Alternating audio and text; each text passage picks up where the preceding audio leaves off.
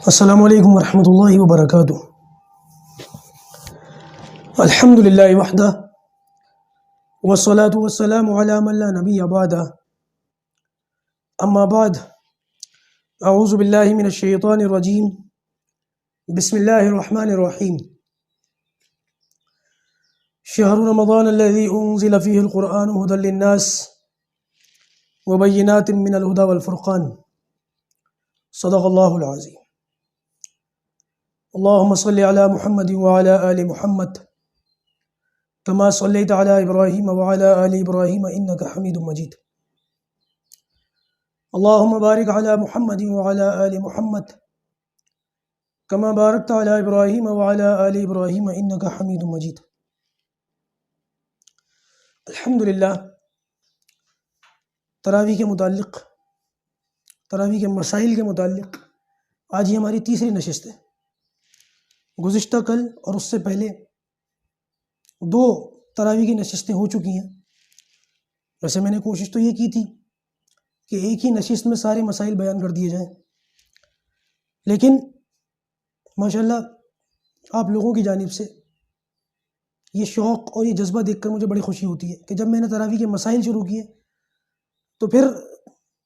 المیزان کے اندر رمضان کورس کرنے والے اسٹوڈنٹس کی جانب سے، طلباء کی جانب سے، احباب کی جانب سے پھر تراویح کے متعلق سوالات آنے شروع ہو گئے، اور ساتھ میں یہ گزارشات بھی کہ ہمارے اس سوال کو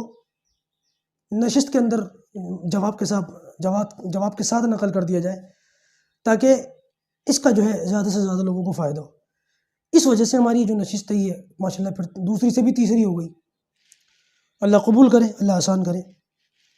آپ سب جانتے ہی ہیں کہ سارے مسائل تو بیان کرنا ناممکن ہے، کہ تراویح کے متعلق جتنے مسائل ہیں چاہے وہ سینکڑوں یا ہزاروں، سب کو ہی بیان کر دیا جائے تو پاسبل نہیں ہے۔ آپ گزشتہ دونوں نشستیں اٹھا کر دیکھیں، میرے خیال سے 20 سوال بھی نہیں ہیں، 20 دو نشستوں کے اندر، اور آج بھی اگر کچھ مشکل سے 15-20 سوال بھی اگر میں لے لوں تو 50 سوال بھی نہیں بنتے، حالانکہ سوالات بہت زیادہ ہیں، مسائل بہت زیادہ ہیں۔ بس ان کو لینے کی کوشش کرتا ہوں جو عام طور سے لوگوں کو پیش آتے ہیں یا جس سے لوگوں کو معلومات نہیں ہوتی ہے، ان کی ضرورت ہوتی ہے، لہٰذا میں ایسے ہی سوال ان کے جواب لینے کی کوشش کرتا ہوں، ورنہ اگر سب کو لے لیا جائے تو میرے خیال سے ضرورت بھی نہیں ہے اور بات بھی پھر بہت لمبی ہو جائے گی۔ چلیے آج باقاعدہ تراویح کے متعلق سوالات کا آغاز کرتے ہیں اور اس کے بعد اس کو نشست کو مکمل کر لیں گے انشاءاللہ۔ ایک ساتھی سوال کرتے ہیں کہ ہمارے یہاں تراویح کے اندر مجمع زیادہ ہوتا ہے، تو کیا آیت سجدہ آنے سے پہلے یہ اعلان کرنا کہ دوسری رکعت میں سجدہ ہے یا پہلی رکعت میں سجدہ ہے، یہ اعلان کرنا جائز ہے؟ یہ جو اعلان کیا جاتا ہے، سب سے پہلے تو یہ بات یاد رکھیں کہ جہاں پر چھوٹا مجمع ہے، لوگ زیادہ نہیں ہیں، اور پیچھے والوں کو اپنا آگے کھڑا ہوا امام آسانی سے دکھ رہا ہے، نظر آ رہا ہے، اس صورت کے اندر یہ اعلان کرنے کی ضرورت نہیں ہے۔ جب امام صاحب ذرا سجدے میں جائیں تو آواز کو لمبا کر دیں، اللہ اکبر کہنے کے بجائے تھوڑا اللہ اکبر تھوڑا لمبا کر دیں۔ اس سے مقتدیوں کو خود بخود اندازہ ہو جاتا ہے کہ آواز لمبی ہوئی ہے تو اس کا مطلب یہ رکوع کے بجائے سجدے میں گئے ہیں۔ اور آپ نے نماز پڑھتے ہوئے محسوس کیا ہوگا کہ جب ڈائریکٹ سجدے میں جاتے ہیں یا سجدے سے ڈائریکٹ سیدھا اٹھتے ہیں تب امام جو ہے وہ آواز کو تھوڑا لمبا کر دیتے ہیں تاکہ مقتدیوں کو کنفیوژن نہ ہو، اور جب سیدھا سجدے سے اتحیات میں بیٹھتے ہیں تو تکبیر جو اللہ اکبر نارمل چھوٹی سی تکبیر کہتے ہیں۔ اس کی مقتدیوں کو عادت ہے، اس عادت کا فائدہ اٹھائیں، بغیر اعلان کیے اس طریقے سے وہ کر دیں، تکبیر کو لمبا یا چھوٹا کر دیں۔ دوسری چیز، اگر مجمع زیادہ ہے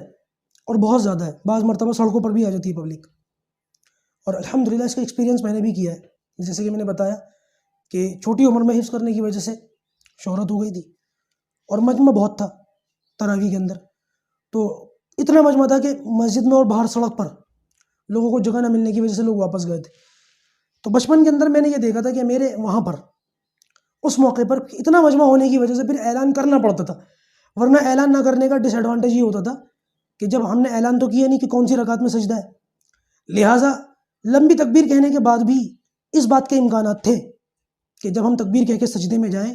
تو بہت سے لوگ تو سجدے میں چلے جائیں لیکن بہت سے لوگ رکوع میں چلے جائیں، نتیجہ یہ نکلے گا کہ کچھ سجدے میں ہوں گے اور کچھ رکوع میں ہوں گے، اور نماز کے خراب ہونے کا اندیشہ ہے۔ اس صورت کے اندر اگر اعلان کرنے کی ضرورت ہو تو کر سکتے ہیں، گنجائش موجود ہے۔ البتہ اس کے اندر ایک بات یہ یاد رکھیں کہ اگر کہیں کسی جگہ پر یہ اعلانات کرتے ان کو ضروری سمجھا جانے لگے، تراویح کا حصہ سمجھا جانے لگے، پھر اس صورت کے اندر یہ اعلانات نہ کیے جائیں، تاکہ لوگ جو ہیں وہ اس قسم کی چیزوں سے اور اس قسم کی ذہنیت سے بچ سکیں۔ اچھا، ایک بات یہاں مجھے ایک لطیفہ یاد آیا، اور لطیفہ بھی بڑا شاندار ہے، میرے ہی تراویح کا ہے، شاید میں نے پچھلے رمضان کورس میں بھی یہ لطیفہ سنایا تھا، اس کو نقل کر دوں۔ مسئلہ کیا تھا کہ میں جب تراویح پڑھاتا تھا نا، جیسے کہ میں نے بتایا مجمع زیادہ تھا، کم و بیش 1800 کے قریب لوگ ہوتے تھے، اور جس طریقے سے یہ کالر مائک لگا ہوا ہے اسی طریقے سے کالر مائک یہاں لگا ہوا ہوتا تھا، اور میں اس میں اعلان کرتا تھا پہلی رکعت میں سجدہ ہے، دوسری رکعت میں سجدہ ہے، ٹھیک ہے، یہ میں اعلان کرتا تھا۔ اور میرے پیچھے پہلی صف میں سامنے کے برابر میں میرے ایک چچا تھے، جن کو وہ اعلان دہرانے کا ایک شوق تھا یا ضرورت تھی، بہرحال میں کہتا تھا پہلی رکعت میں سجدہ ہے،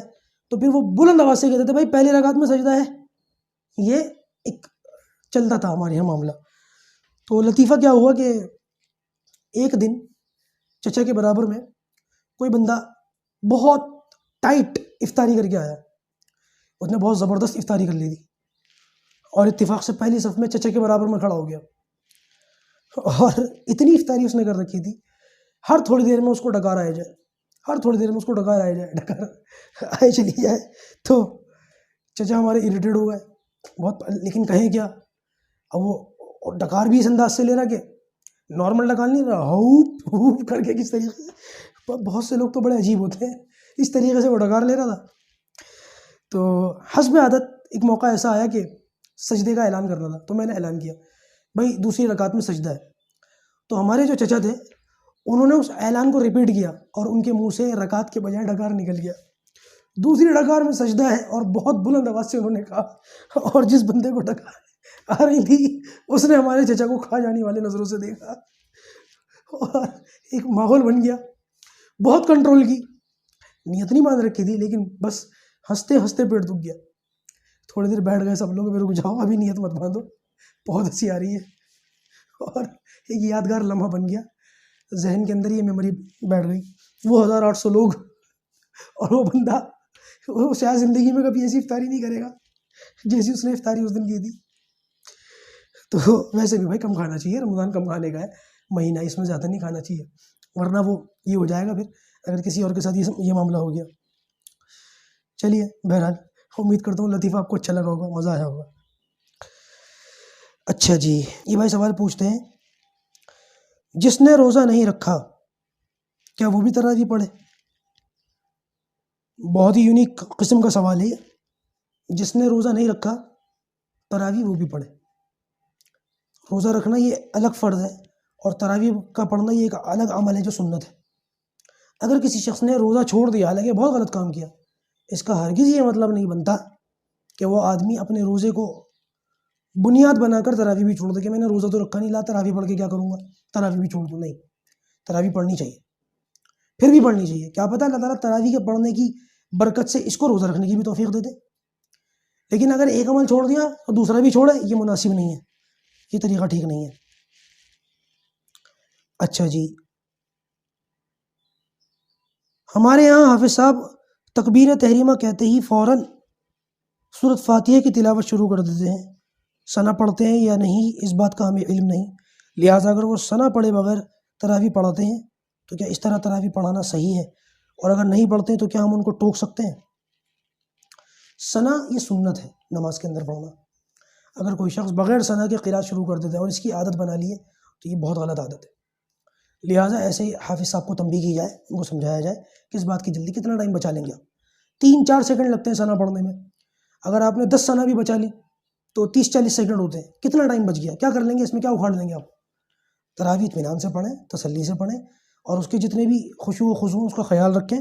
ثنا وغیرہ کو اطمینان سے پڑھیں، تسلی سے پڑھیں، نہیں پڑھتے تو ان کو سمجھائیں۔ اچھا، اگر حافظ صاحب جلدی قرأت شروع کر دیں اور ہم نے ثنا نہ پڑھی ہو تو کیا ہم ثنا پڑھیں یا خاموشی سے نیت باندھ کے کھڑے ہو جائیں۔ یہ بات یاد رکھیے کہ اگر تراویح میں تھوڑا سا جلدی ہوتی ہے، دیکھا ہے ہم نے کہ عام طور سے لوگ اطمینان سے تراویح کو نہیں پڑھتے، اطمینان سے پڑھنے والے بھی تھوڑی بہت کچھ جلدی کرتے ہی ہیں۔ لہٰذا اگر کہیں حافظ صاحب نے فوراً کھڑے ہو کر کے اللہ اکبر کہہ کے نیت باندھ لی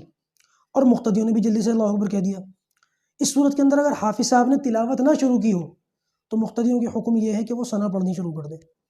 لیکن اگر حافظ صاحب ثنا پڑھ کر جلدی سے تلاوت شروع کر دیں اور مقتدی ثنا نہ پڑھ سکیں تو پھر صورت کے اندر مقتدیوں کو چاہیے پھر خاموش ہو جائے، کیونکہ قرآن کی تلاوت شروع ہو چکی اب ثنا نہ پڑھے۔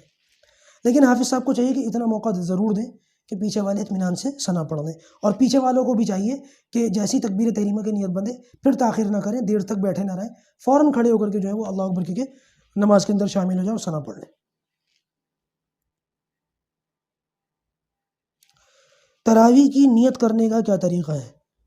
بھائی تراویح کی نیت، دیکھیے نیت جو ہے نا وہ دل کے ارادے کا نام ہے، بس دل میں نیت ہو کہ میں 20 رکعت تراویح سنت پڑھ رہا ہوں، بس ہو گئی تراویح کی نیت۔ اسی بات کو زبان سے کہہ لیں کافی ہے، زبان سے نہ بھی کہے تو بھی ٹھیک ہے، بس تراویح کی یہی نیت ہے۔ 20 رکعت تراویح کی نیت کرنا ایک ساتھ ضروری ہے یا ہر 2 رکعت کے بعد الگ الگ نیت کرنا چاہیے؟ یہ اتنا لمبا مسئلہ نہیں ہے، شریعت اتنی مشکل نہیں ہے۔ یہ سوال وہ لوگ کرتے ہیں جو بیچارے سادہ ہیں اور سیدھے سادے ہیں اور نئے نئے مسائل سیکھ رہے ہیں۔ دیکھیے اگر آپ چاہیں تو ایک ساتھ بھی نیت کر سکتے ہیں، اور اگر آپ چاہیں تو ہر 2 رکعت کے بعد بھی کہہ سکتے ہیں، اور آپ چاہیں تو یہ آپشن بھی ہے کہ آپ زبان سے نیت ہی نہ کریں، بس دل میں نیت کر لیں کہ اللہ 20 رکعت سنت تراویح پڑھ رہا ہوں، بس ایک بار زبان سے کہہ لیں تو بھی ٹھیک ہے، بغیر زبان سے کہے دل میں یہ ارادہ کر لیں تو بھی ٹھیک ہے، اور 20 رکعت پڑھ لیں آپ کی تراویح ہو جائے گی۔ اگر کوئی شخص اکیلا تراویح پڑھ رہا ہو تو کتنی آواز میں قرآن کی تلاوت کرے؟ سب سے پہلی بات تو یہ اکیلا تراویح کیوں پڑھے گا؟ کیا ضرورت ہے؟ تراویح اکیلے نہ پڑھے، سب کے ساتھ پڑھے۔ اور اگر کوئی شخص کسی وجہ سے اکیلے تراویح پڑھتا ہے، کوئی معاملہ آ گیا، کوئی وجہ آ گئی، پڑھ رہا ہے اکیلے تراویح،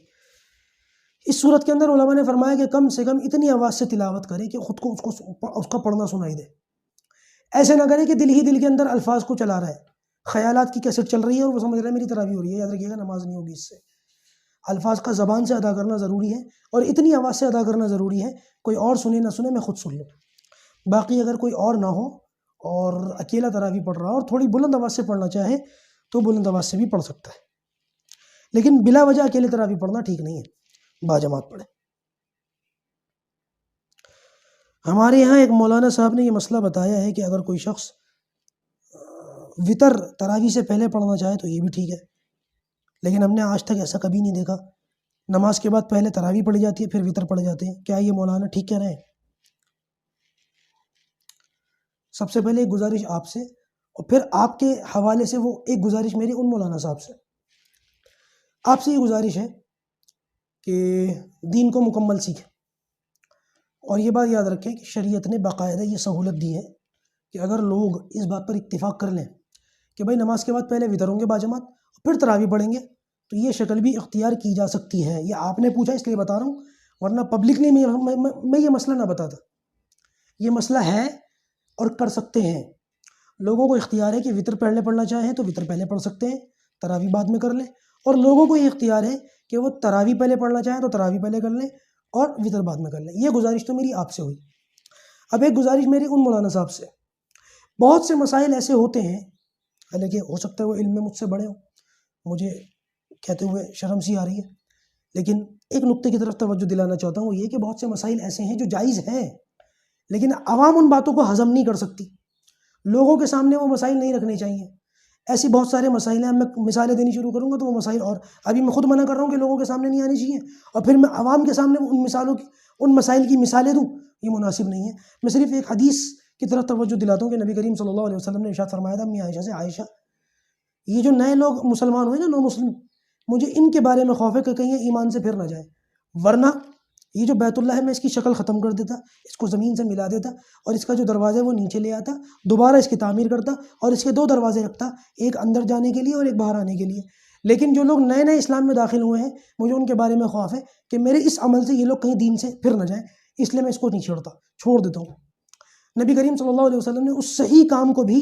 نہیں کیا، اور آج تک بیت اللہ اسی شکل میں ہے، آج تک وہ ایک ہی دروازہ ہے، اوپر کی طرف ہے، وہی تعمیر ہے 1400 سال پرانی۔ لوگوں کے خدشے کی وجہ سے یہ مسئلہ بھی اللہ کے رسول صلی اللہ علیہ وسلم نے نہیں اٹھایا، حالانکہ مسئلہ صحیح تھا۔ لہٰذا ایسے مسائل جو عام لوگ نہیں سنتے، ان کے سامنے اس طریقے کے مسائل رکھنا، لوگوں کو عام طور سے یہ باتیں ہضم نہیں ہوتی اور ایک فتنہ کھڑا ہو جاتا ہے، جیسے حلیم اور دلیم، پتہ ہے نا؟ بہت سارے لوگوں نے دلیم دلیم کہنا شروع کر دیا، لکھنا شروع کر دیا، بس چھیڑ دیا کسی نے، چل پڑے، جدھر ایک آدمی چلے گا ادھر ہی سب چل پڑے۔ اور مجھ سے بھی بہت کہتے ہیں کہ لوگ دلیم دلیم، اب میں ان کو سمجھاتا ہوں بھائی لفظ ایک ہی ہے، الگ الگ زبانوں میں ان کا مفہوم اور معنی الگ الگ ہوتا ہے، لیکن کچھ لوگ سمجھ جاتے ہیں، کچھ لوگ نہیں سمجھتے۔ اب وہ ایسی پیپڑی بجائی ہے کسی نے 3-4 سال پہلے آج سے، وہ آج تک غلط فہمی چل رہی ہے، اور اب یہ نسلوں میں جائے گا یہ میسج۔ تو بہت ساری باتیں ایسی ہوتی ہیں جس سے کوئی خاص فائدہ نہیں ہوتا لوگوں کا، ان کو لوگوں کے سامنے بیان نہیں کرنا چاہیے۔ اب ایک مسئلہ بتا دیتا ہوں، میں مثالیں بہت ساری دے سکتا ہوں لیکن ایک بتا دیتا ہوں۔ نبی کریم صلی اللہ علیہ وسلم جب عید کی نماز پڑھاتے تھے، عید کے بعد پہلے دعا ہوتی تھی پھر خطبہ ہوتا تھا۔ کہیں بھی سنت سے یہ ثابت نہیں ہے کہ عید کے بعد پہلے خطبہ ہوا پھر دعا ہوتی ہو، لیکن آج کیا ہوتا ہے؟ آج کیا ہوتا ہے؟ آج یہی ہوتا ہے کہ پہلے نماز کے بعد خطبہ ہوتا ہے، اس کے بعد دعا ہوتی ہے۔ آج اگر ہم اس چیز کو لوگوں کے سامنے شروع کر دیں، حالانکہ ثابت بھی یہی ہے، کوئی جھٹلا نہیں سکتا، لیکن عوام الناس کے سامنے اگر ہم یہ شروع کر دیں تو پھر عوام کہے گی یہ کیا نئی چیز ہے، حالانکہ یہ نئی چیز نہیں ہے، سنت سے ثابت ہی یہی ہے، لیکن عوام کے اندر رواج اس چیز کا پڑا ہوا ہے اور لوگ فتنے میں ملوث نہ ہوں، لہٰذا نبی کریم صلی اللہ علیہ وسلم کی اس حدیث پر عمل کرنا چاہیے، اور اگرچہ مسئلہ صحیح بھی ہو تو لوگوں کے سامنے نہیں بیان کرنا چاہیے۔ العوام کالانعام، اس طریقے کی مثالیں ہیں۔ اب میں العوام کالانعام کا ترجمہ میں نہیں کروں گا، بہت سارے لوگ برا مان جائیں گے ورنہ۔ اچھا جی، آگے کا مسئلہ دیکھتے ہیں۔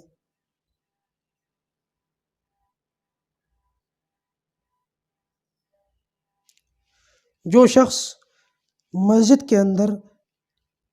عشاء کی فرض نماز ہونے کے بعد آئے اور تراویح ہو رہی ہو تو کیا وہ شخص اپنے جیسے دوسرے لوگوں کے ساتھ مل کر باجماعت عشاء کی نماز پڑھ لے پھر تراویح میں شریک ہو، یا انفرادی عشاء کی نماز پڑھ کے تراویح میں شریک ہو؟ باجماعت عشاء کی نماز نہ کرے، جماعت ہو چکی ہے وہاں، یہ کام نہ کرے ورنہ یہ عادت بن جائے گی۔ پھر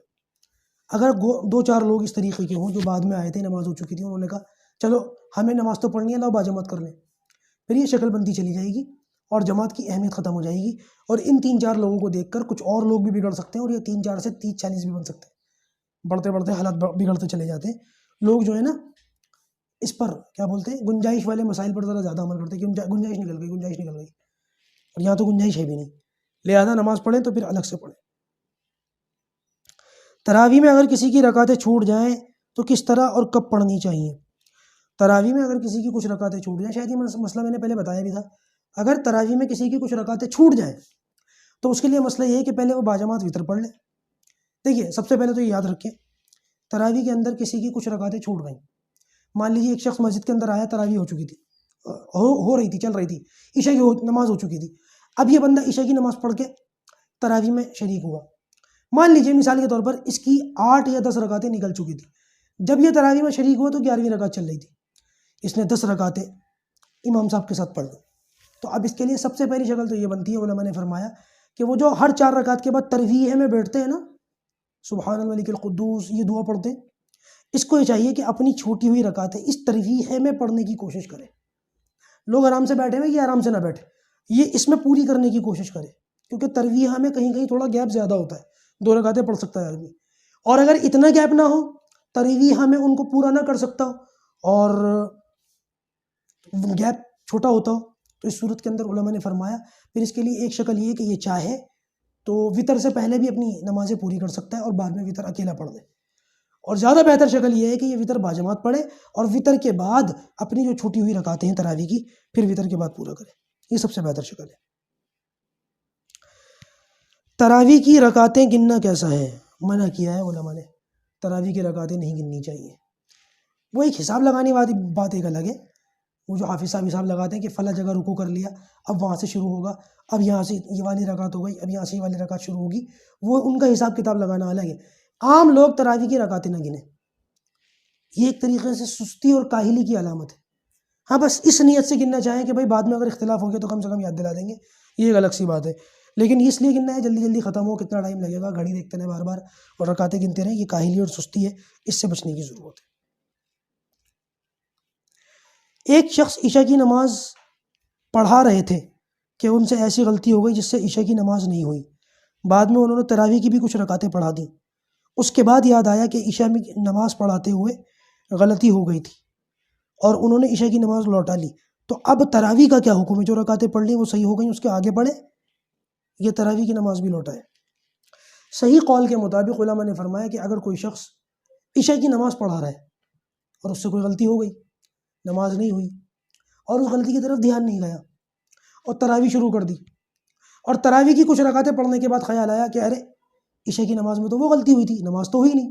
اور اس نے اعلان کر کے لوگوں کو بتایا بھائی نماز نہیں ہوئی، نماز لوٹانی پڑے گی، اور مان لیجئے 18 رکعتیں ہو گئی تھیں، 16 یا 18 رکعتیں تراویح کی بھی ہو گئی تھیں،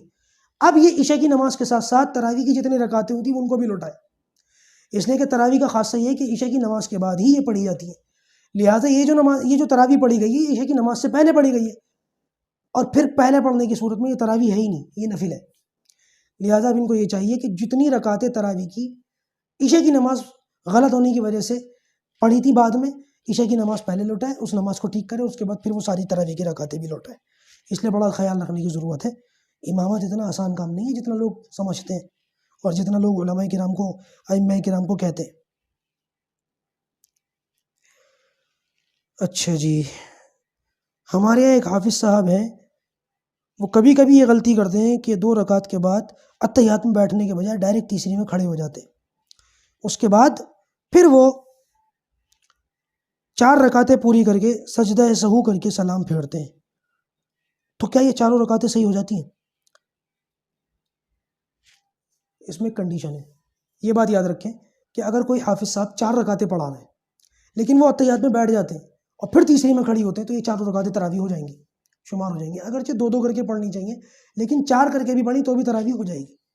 لیکن اگر کوئی حافظ صاحب 2 رکعت کی نیت باندھ کے کھڑے ہوئے تھے اور 2 رکعتوں کے بعد غلطی سے اتحیات میں بیٹھنے کے بجائے تیسری میں کھڑی ہو گئے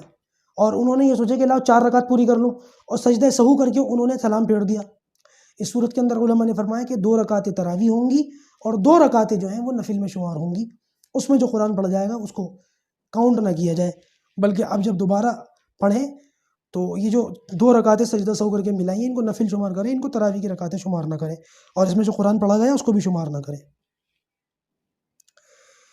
بعض علاقوں میں شبینے کا رواج ہے، شبینہ کیا ہوتا ہے؟ شبینہ جو ہے نا، یہ ایک دن میں ایک ہی رات میں قرآن مجید کو ختم کیا جاتا ہے، اس کو شبینہ کہتے ہیں، شب سے نکلا ہی ہے شبینہ، ایک رات میں مکمل قرآن پڑھنا۔ اچھا، یہی بات سوال کرتے ہیں، نیز یہ بھی بتائیں کہ شبینہ کرنا جائز ہے یا ناجائز ہے؟ شبینہ کرنے کی ایک شکل ہے جو جائز ہے اور ایک شکل ہے جو ناجائز ہے۔ شبینہ کرنے کی جو جائز شکل ہے وہ یہ کہ بھائی اگر آپ ایک ہی رات میں پورا قرآن تراویح میں پڑھنا چاہ رہے ہیں، بعض حافظ اللہ ان کو ہمت دے کرتے ہیں ایسا، تو اس صورت کے اندر ان کو یہ چاہیے کہ الفاظ قرآن کی جو ادائیگی ہے، الفاظ ہیں، اس کو پراپر صحیح طریقے سے اس کے مخرج کے ساتھ، اصول کے ساتھ، ضابطے کے ساتھ ادا کرے، تب شبینہ سنانے کی اجازت ہے۔ اور اگر دھڑا دھڑ پڑھتے چلے جا رہے ہیں، ان کو بس صرف ایک دیے ہوئے ٹائم کے اندر قرآن مکمل کرنا ہے، ان کو کوئی پرواہ نہیں کہ الفاظ کیسے ادا ہو رہا ہے، پھر اللہ کے واسطے قرآن کا مذاق نہ بنائے، میرے الفاظ پر غور کیجیے، اللہ کے واسطے قرآن کا مذاق نہ بنائے، اس چیز سے اپنے آپ کو روکیں، یہ شبینہ نہیں، یہ تو بہت عجیب سی چیز ہے۔ کیا فرماتے ہیں علماء کرام اس مسئلے کے بارے میں کہ جب تراویح مکمل ہو جاتی ہے تو حافظوں کو پھولوں کے ہار اور کنٹھے وغیرہ پہنائے جاتے ہیں، اس چیز سے ان کا اکرام کیا جاتا ہے، کیا یہ صحیح ہے؟ ہاں، ہم نے بھی کئی جگہ دیکھا کہ جب حافظ صاحب قرآن مجید سنا کر فارغ ہوتے ہیں تو کچھ ان کے چاہنے والے یا ان کے رشتہ دار یا مقتدی ان کے گلے میں پھولوں کا ہار ڈالتے ہیں، اور یہ ان کا احترام کرنے کا ایک طریقہ ہوتا ہے، بعض علاقوں میں یہ چلتا ہے، لیکن صحیح بات یہ ہے کہ ان چیزوں سے بچنے کی ضرورت ہے۔ کیوں؟ کیونکہ یہ چیزیں آہستہ آہستہ رواج بن جاتی ہیں، اور 2-3 حافظ صاحب کو پرسنلی طور پر میں جانتا بھی ہوں کہ ان کو جب کنٹھا نہیں ڈالا گیا، پھولوں کا ہار نہیں ڈالا گیا تو وہ ناراض ہو گئے، برا مان گئے کہ ہمیں اس لائق بھی نہیں سمجھا کسی نے۔ یہ ذہنیت کیوں بنی؟ یہ ذہنیت اسی لیے بنی کیونکہ ہم نے اس چیز کو آہستہ آہستہ رسم بنا دیا اور یہ چیزیں رواج پکڑ گئیں۔ لہذا یہ چیزیں رواج نہ پکڑیں اور لوگ ان چیزوں کو ضروری نہ سمجھیں، اس لیے ضرورت اس بات کی کہ ہم ان چیزوں کو پہلی فرصت میں چھوڑ دیں تاکہ لوگ اس قسم کی چیزوں میں ملوث نہ ہوں۔ فضول خرچی کیا فائدہ اس سے؟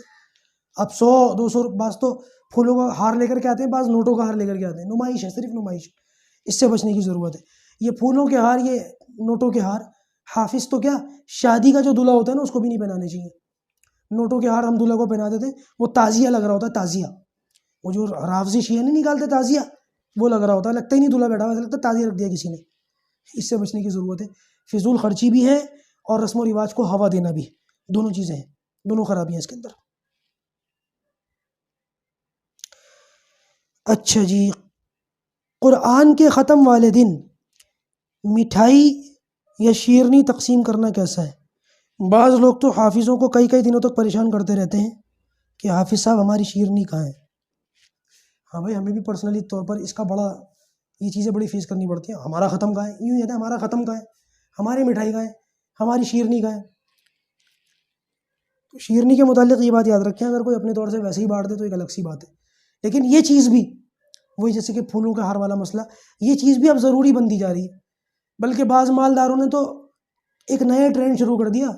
ایک ٹرینڈ سیٹ کر دیا۔ بعض جو ہیں تھوڑے سے اللہ تعالیٰ نے دے رکھا ہے وہ تولیے بانٹ رہے ہیں، بعض جو ہیں وہ واٹر کولر بانٹ رہے ہیں، تھوڑی سی کچھ یونیک آئٹم بانٹ رہے ہیں، تھوڑا سا ان کا نام ہو جائے کہ وہ تو بڑی زبردست چیز بانٹتے ہیں، لاؤ وہیں تراویح پڑھو۔ یہ ایک طریقے سے اٹریکشن دیتے ہیں کہ ہمارے یہاں آ کر کے تراویح پڑھو، اور بھیڑ لگا کے لوگوں کے اندر نمائش کرتے ہیں کہ دیکھو ہمارے یہاں اتنی بھیڑ ہے۔ تو جس طریقے سے یہ چیزیں رسم بنتی جا رہی ہیں اور رواج پکڑ دی جا رہی ہیں، بہتر یہ کہ شیرنی کا چکر بھی ختم کر دیا جائے، کیونکہ ہو سکتا ہے آج میری یہ بات عجیب لگے لوگوں کو، لیکن آنے والے چند سالوں میں آپ لوگ جب میری یہ بات سنیں گے تو آپ کہیں گے واقعی صحیح کہتا تھا، واقعی یہ چیزیں اب اتنی خراب اور بیکار ہوتی۔ بعض لوگوں کو تو ہم نے یہ دیکھا، مٹھائی مل جاتی ہے، ڈبہ مل جاتا ہے، اور جیب میں ڈال کے پھر دوبارہ کہتے ہیں ہمیں تو ملی نہیں۔ یہ بالکل ایسے ہی جو وہ نکاح کے موقع پر وہ جو تھیلی تقسیم کی جاتی ہے اس میں لوگ دیکھیں کس طریقے سے جھپٹا مارتے ہیں، اللہ حفاظت فرمائے، بڑا عجیب سا لگتا ہے قوم کا یہ منظر۔ حالانکہ اس موقع پہ چھوارے اچھالنا سنت ہے، مٹھی بھر کے چھوارے لو اور اچھال دو، جس کے پاس چلے جائے، جس کی گود میں گر جائے، جس کے ہاتھ میں مل جائے، بس یہ ہے۔ لیکن ہم نے کیا کرا، اس کے اندر بھی چیزیں اپنی طرف سے ایڈ کر دی، چھواروں کے ساتھ ساتھ دوسرے ڈرائی فروٹس ڈال دیے، ٹافیاں ڈال دی، چاکلیٹس ڈال دی، ان کی پیکنگ کرنی شروع کر دی تھیلی وغیرہ میں، اور بعض مرتبہ تو اس میں برتن بھی ہوتے ہیں، اور پھر وہ جس طریقے سے وہ کارٹون چلتے ہیں اور بچے اس پر ایک دوسرے پہ گرتے ہیں اور لوگوں کی چوٹ بھی لگتی ہے، بچے آدمی بھی بچے بن جاتے ہیں۔ اللہ حفاظت فرمائے، اس سے بچنے کی ضرورت ہے۔ اگر یہ چیزیں رواج پکڑتی جا رہی ہیں تو ان سے بچیں، ان کو ختم کریں۔ آخری دن تراویح میں الف لام میم سے ہم المفلحون تک پڑھا جاتا ہے، یہ پڑھنا کیسا ہے؟ یہ پڑھنا اچھا ہے، یہ پڑھا جاتا ہے۔ بلکہ علماء نے تو یہاں تک فرمایا کہ جو آخری رکعت ہوتی ہے نا، آخری رکعتیں 19 اور 20، 19ویں رکعت میں قل اعوذ برب الناس کی صورت پڑھی جائے، اور 20ویں رکعت میں الف لام میم سے لے کے واولئک هم المفلحون تک پڑھا جائے، یہ مستحب ہے، بلکہ شاید مسنون ہے، مجھے غلطی لگ رہی ہے، میں بھول گیا کہ مستحب لکھا تھا کتاب میں یا مسنون لکھا تھا، بہرحال لیکن یہ اچھا اور عمل پسندیدہ ہے، لہذا یہ کرنا چاہیے، اور حفاظ کرام اس کا خیال رکھا کریں۔ اور یہ کوئی الگ سے کوئی نئی چیز نہیں ہے، کیونکہ سال میں ایک ہی مرتبہ لوگ دیکھتے ہیں، اس لیے لوگوں کو یہ تھوڑی سی یونیک چیز لگتی ہے۔ ٹھیک ہے، اللہ پاک جو کہا گیا سنا گیا میں اس پر عمل کرنے کی توفیق عطا فرمائے۔ تراویح کے جو مسائل تھے تقریباً سارے ہو چکے ہیں پورے، اگر کسی کے رہ گئے ہوں تو میں معذرت چاہتا ہوں۔ اب انشاءاللہ سحری افطاری قرآن مجید اور ذکر و اذکار کے متعلق نشستیں ہونی باقی ہیں، اللہ پاک ان کے اوپر خیر و عافیت کے ساتھ پڑھنے پڑھانے کی توفیق عطا فرمائے۔ السلام علیکم ورحمۃ اللہ وبرکاتہ۔